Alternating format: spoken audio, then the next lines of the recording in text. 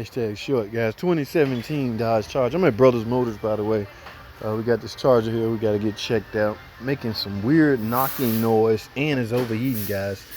All right, we're going to fire this thing up in a second, but first let me check some fluid. Always make sure your oil is at the proper level. Make sure you got coolant in it. Remember, especially if you're checking for overheating, make sure coolant in it.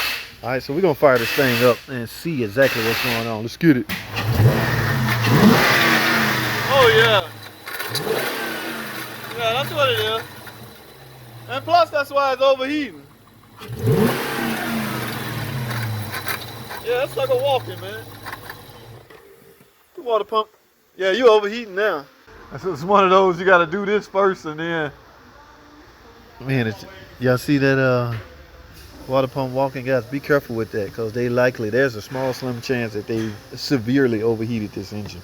I'll keep y'all up to date, man. Y'all stay tuned.